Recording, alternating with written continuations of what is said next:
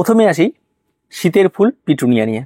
আর বাগানে পিটুনিয়া গাছ লাগানোর সময় কিন্তু এখন অনেকটা আমি লেটে করতে বলেছি, কারণ আমার যে সমস্ত ভিউয়ার্সরা রয়েছে বা সাবস্ক্রাইবার রয়েছে তাদেরকে আমি প্রত্যেককে বলেছি অক্টোবর মাসে 15 তারিখের পর থেকে ওয়েদারটা দেখে যদি ঠান্ডা ঠান্ডা ওয়েদার শুরু হয় তখন থেকে শীতের গাছ লাগানোর কথা বলেছি। আর বিশেষ করে যদি অক্টোবর মাসে 15 তারিখের পরেও ওয়েদার ঠিক না হয় তাহলে নভেম্বর থেকে। তো যারা করতে চান তাদেরকে এখন থেকে আমাকে দেখাতে হবে, কারণ আমি প্রত্যেকটা শীতের গাছ এখন থেকে স্টার্ট না করে আপনারা দেখতে পাবেন না, আর আপনারা যখন লাগাবেন তখন যদি আমিও লাগাই তাহলে আপনার ভিডিওটা পাবেন না, আর লাগিয়ে দেওয়ার পর দেখে আর কি হবে। তা অবশ্যই আপনাদেরকে আগে দেখতে হবে, তার জন্য আগে ভিডিও। সবার প্রথমে আসি নার্সারি থেকে চারা ক্রয় করা। যখন নার্সারি থেকে চারা ক্রয় করতে যাবেন সেই নার্সারিতে চারা ক্রয় করার সঠিক সময় হচ্ছে দুপুরবেলা। আপনি 10টা থেকে একদম বিকেল 3টে পর্যন্ত এই সময়ের মধ্যে চারা ক্রয় করতে যান। তার বেশ কিছু কারণ রয়েছে। প্রথম কথা হচ্ছে যদি কোনো চারায় ডিফেক্ট থাকে, কোনো গাছের চারায় গোড়া পচে থাকে, যদি চারাটি সবে পটিং করা থাকে তাহলে আপনি সেটা বুঝতে পারবেন শুধুমাত্র দুপুরবেলাতে। দেখবেন গাছটি নেতিয়ে পড়েছে, গাছটি ঝিমিয়ে রয়েছে। আর সেই সময় গিয়ে যদি দেখেন কোনো চারা সতেজ একদম বেঁচে রয়েছে সেই চারাটিকে আপনি চুজ করুন, সেই চারাটিকে আপনারা নেবেন এবং সেই চারাটি সঠিক। এবং সেই চারাটি উল্টে অবশ্যই দেখবেন পেছনের দিকে যে তার রুটটি বেরিয়ে এসছে কিনা। যদি রুটটি বেরিয়ে আসে তাহলে সেটা সতেজ এবং সেই চারাটি থামপটের মধ্যে সেট হয়ে গেছে। এই চারাটি আপনি যদি নিয়ে আসতে পারেন একদম সম্পূর্ণ নিরাপদ একটি চারা এবং এই চারাটি নষ্ট হওয়ার কোনো প্রবণতা নেই। চারা নেওয়ার সময় আরেকটি জিনিস খেয়াল রাখতে হবে, কোনো গাছের পাতা হলুদ হয়ে আসছে কিনা এবং কোনো গাছের পাতার নিচের দিকে কালো স্পট রয়েছে কিনা। এই দুটো জিনিস দেখলেও সেই চারাগুলি ক্রয় করবে না, সেটা যত সেট চারাই থাক, এটা কিন্তু রিস্কি থেকে যাবে। 3, গাছগুলি কতদিন ধরে ওই থামপটের মধ্যে রয়েছে সেটা একটা খুব গুরুত্বপূর্ণ বিষয়। সেগুলিকে চারাগুলি কি সবে বেড থেকে তোলার সঙ্গে সঙ্গে কি পটিং করা, যদি পটিং করা থাকে তাহলে সেগুলি রেস্ট কতদিন ধরে রয়েছে সেটা আপনারা শুনে নেবেন।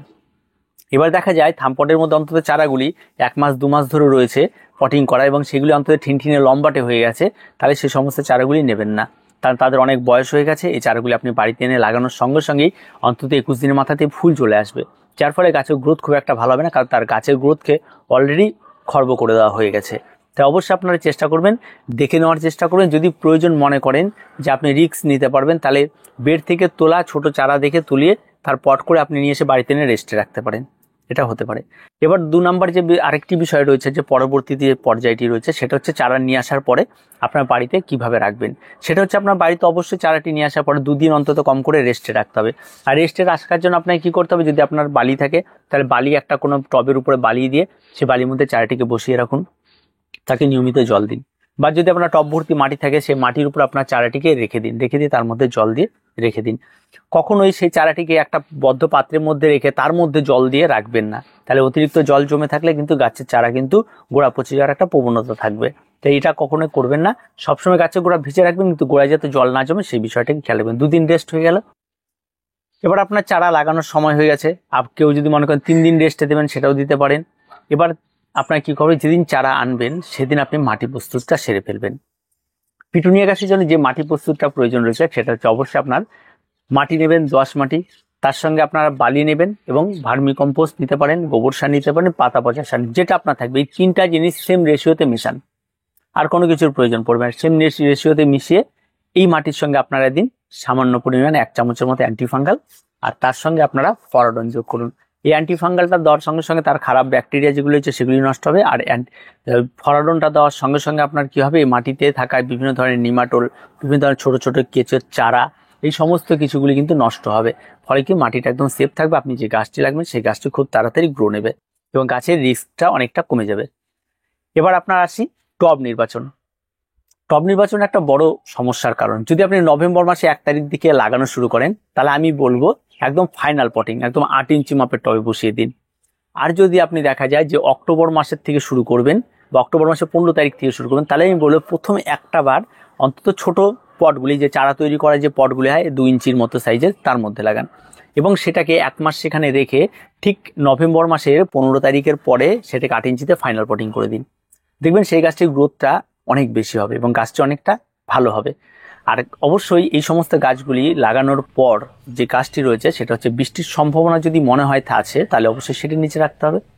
আর যদি মনে হয় না খোলা আকাশ, নভেম্বর মাসে যারা লাগাবে তাদের রিস্ক আর থাকে না, তো সেই সময় যদি দেখা যায় তাহলে আপনারা খোলা আকাশের নিচে অবশ্যই এটাকে রাখবেন। তবে চারা লাগানোর পর অবশ্যই বেশ কিছুদিন আপনার হালকা রোদ হালকা ছায়াতে একটা রেস্টে রাখবেন, তাহলে গাছগুলো অনেক ভালো সেট হয়ে যায়। পরবর্তী পর্যায়ে এসে কি হবে, যে এই সমস্ত গাছগুলি লাগিয়ে দেওয়ার পর গাছে অ্যান্টিফাঙ্গাল এবং পেস্টিসাইডের একটা ব্যাপার থাকে। যেহেতু গাছগুলি খুব নরম তাই গাছগুলি যখনই যে মাটিতে লাগাবেন, আপনার লাগানোর অন্তত প্রথম 21 দিন অন্তত 3 বার আপনারা এখানটায় অ্যান্টিফাঙ্গাল স্প্রে করবেন। এটা আপনার কাছে যদি সাপ থাকে সাপ একবার স্প্রে করেন, ব্লাইটক থাকলে ব্লাইটক স্প্রে করলেন, ঠিক আছে। অল্টারনেট করে এই দুটো কিন্তু স্প্রে করবেন। এই জিনিসটা স্প্রে করলে আপনার যে রোগ পোকামাকড় সেটা আর হওয়ার সম্ভাবনাটা থাকবে না। আর যে রোগগুলি হয় সেগুলি আর পোকার জন্য অবশ্যই যদি আক্রমণ ঘটে তবে অবশ্যই আপনার নর্মাল একটা পেস্টিসাইড স্প্রে করে দেবেন, কম দামি, অত বেশি নেওয়ার দামি দরকার পড়ে না এই অন্তত পিটুনিয়ার ক্ষেত্রে। তো এই ফার্স্ট স্টেজে এসে এই জিনিসগুলো আপনাদেরকে করতে হবে, এই মাটি প্রস্তুতিগুলো করতে হবে, এই কাজগুলি করতে হবে। আর একটা কথা বলবো সেটা জল দেওয়া অবশ্যই, গাছের গোড়ায় জলটা সীমিত দিতে হবে, অতিরিক্ত জল এই সমস্ত চারাগুলি নিতে পারবে না। তাই মাটিতে প্রথম অবস্থায় ছোট পটে লাগালে অল্প জল পড়বে স্বাভাবিকভাবে, সেখানে গাছগুলো অনেকটা ভালো হবে। তার পরবর্তীতে স্টেজে গিয়ে আপনারা চেঞ্জ করে নেবেন, তাতে কোনো রকম কোনো অসুবিধা হবে না। তো এই গেল প্রথম অবস্থায় আপনারা চারা লাগানো। যারা হ্যাঙ্গিংয়ে লাগাতে চান তারাও এই সিস্টেমটিকে ফলো করবেন, দেখবেন ভালো থাকবে। আর যদি অন্য কিছু না হয় তাহলে কিন্তু অবশ্যই আপনাদের কিন্তু মাথায় রাখতে হবে যে আপনাদের এই গাছগুলিকে ফাইনাল পটিং করে ফেলতে হবে। আর কিছু বলার নেই। তো আজকে এই পর্যন্তই, দেখা হয় পরবর্তী ভিডিওতে, যখন এই সমস্ত গাছগুলি আরো বড় হবে, গাছগুলি কি পিঞ্চিং করবো, গাছে বাড়তি কি খাবার আমরা প্রয়োগ করে গাছের গ্রোথ আরো ভালো পাবো, গাছে কি ফুল, সে সমস্ত পরবর্তী ভিডিওতে। কারণ এখন সবেমাত্র চারা ক্রয় করার সময় আর প্রথম অবস্থায় প্রতিস্থাপন করার সময়, সেটা নিয়ে আজকে আলোচনা হলো, মাটি প্রস্তুতি নিয়ে আলোচনা হলো। তো পরবর্তীতে গাছটি বড় হওয়ার পর কি হচ্ছে সেটা কিন্তু অবশ্যই আলোচনা থাকবে। তো আজকে এই পর্যন্ত, দেখা হয় পরবর্তী ভিডিওতে। প্রত্যেকে ভালো থাকবেন, প্রত্যেকে সুস্থ থাকবেন। আর শীতকালীন বাগান অন্তত আপনারা অক্টোবর মাসের 15 তারিখের পর থেকে, যখন বৃষ্টি আর থাকবে না তখন থেকে অবশ্যই আপনারা শুরু করবেন। আমরা শুরু করেছি মানে না, আপনাদের শুরু করতে হবে, কারণ আমাদের এখানে শুরু করার মতো পরিবেশ তৈরি আছে, শেড রয়েছে, সমস্ত কিছু রয়েছে, বৃষ্টির ওয়েদার এখন রয়েছে, আর চারাও ক্রয় করা হয়েছে।